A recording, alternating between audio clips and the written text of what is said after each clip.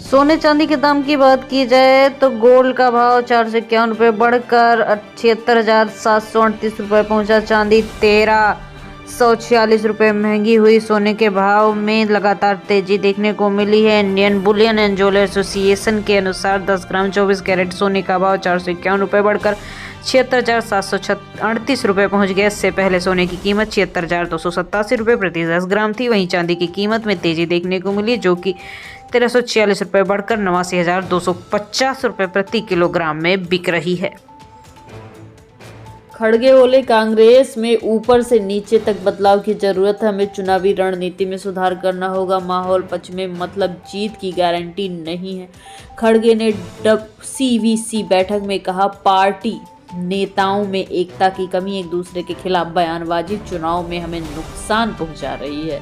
महाराष्ट्र विधानसभा चुनाव के करारी हार के बाद शुक्रवार को कांग्रेस वर्किंग कमेटी की दिल्ली में मीटिंग हुई। कांग्रेस अध्यक्ष मल्लिकार्जुन खड़गे ने कहा कि चुनाव परिणामों में निराशा देखने को मिली है। पार्टी को एक साथ एकजुट होने की जरूरत है। गुजरात के बीजी ग्रुप का 6,000 करोड़ का घोटाला। कंपनी ने फिक्स डिपॉजिट का 3 साल दुगना करने का निवेशकों को कहकर लूटा है। गुजरात के एक कार्यक्रम में सोने की पगड़ी पहनता हुआ कंपनी का CEO भूपेंद्र सिंह झाला पिछले लोकसभा चुनाव के बाद बीजेपी का कार्यकर्ता बन गया। इसके साथ CID ने गुरुवार को गुजरात के बीजी फाइनेंशियल सर्विस और बीजे ग्रुप के कई ऑफिसों में छापेमारी की है। बीजे ग्रुप के करीब 6,000 करोड़ रुपए की धोखाधड़ी का आरोप सामने आया है।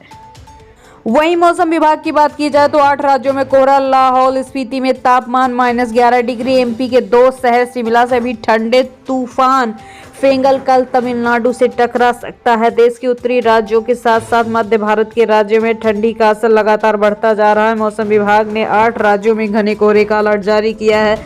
इसमें हिमाचल प्रदेश, पंजाब, हरियाणा, उत्तर प्रदेश, ओडिशा, पश्चिम बंगाल शामिल है। उत्तर प्रदेश के कई राज्यों में बर्फबारी हुई है। हिमाचल प्रदेश, जम्मू कश्मीर फिलहाल सबसे ठंडे राज्य हैं।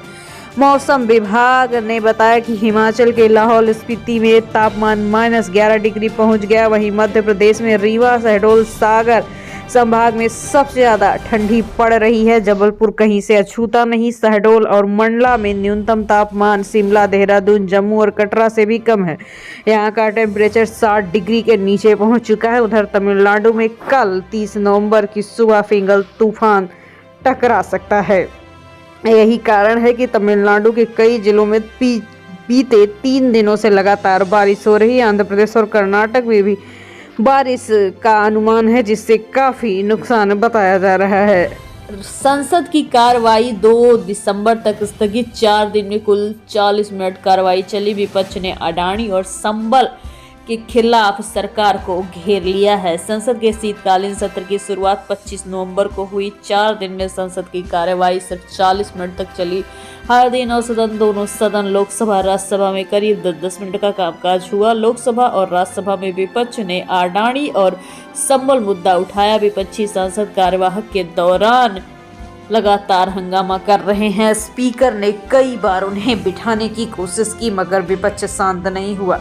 शुक्रवार को स्पीकर ओम बिरला ने कहा कि सहमति असहमति लोकतंत्र की ताकत है। मैं आशा करता हूं कि सभी सदस्य सदन में चलने देंगे। PM मोदी 3 दिन के ओडिशा दौरे पर बोले, ओडिशा, हरियाणा और महाराष्ट्र चुनाव में जीत कार्यकर्ताओं का सामर्थ्य पॉलिटिकल एक्सपर्ट के हाथ से होश उड़ गए। प्रधानमंत्री नरेंद्र मोदी 3 दिन के ओडिशा दौरे पर हैं। भुवनेश्वर में उन्होंने कार्यकर्ताओं को संबोधित किया। हालिया विधानसभा चुनाव और उपचुनाव में भाजपा की जीत का श्रेय उन्हें दिया है। PM ने कहा है कि ओडिशा में जीत हुई, हरियाणा और महाराष्ट्र में भी ये भाजपा की विशेषता है और भाजपा कार्यकर्ताओं का सामर्थ्य है। ये एक ऐसा मौका है जब कोई पीएम राज्य में 3 दिन तक रुकेगा। PM मोदी भुवनेश्वर से लोक सेवा भवन कन्वेंशन सेंटर 30 नवंबर को और 1 दिसंबर को होने वाली डीजीपी आईजी कॉन्फ्रेंस में शामिल होंगे। इस कॉन्फ्रेंस का उद्घाटन गृह मंत्री अमित शाह करेंगे। एनएसए अजीत डोभाल, खुफिया ब्यूरो के अधिकारी, राज्यों के डीजीपी, सीआरपीएफ महानिदेशक, रिसर्च एंड एनालिसिस विंग, राष्ट्रीय सुरक्षा गार्ड, स्पेशल प्रोटेक्शन गार्ड के चीफ शामिल हो रहे हैं। शिवसेना ने सीएम के बदले गृह और वित्त मंत्रालय मांगा। भाजपा देना नहीं चाहती, इसलिए मुंबई में होने वाली महायुति की बैठक टली।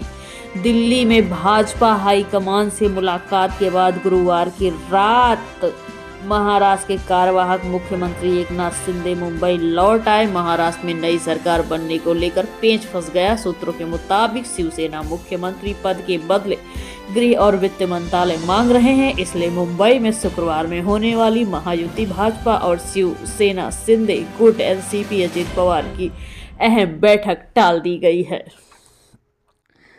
अजमेर दरगाह दीवान बोले, कच्ची कब्र के नीचे मंदिर कैसे होगा, सरकार थूक कर चाट नहीं सकती। याचिका पर पहली बार दिया बयान। दरगाह दीवान में शुक्रवार को दरगाह में मंदिर होने के दावे पर प्रेस कॉन्फ्रेंस में अपना पक्ष रखा।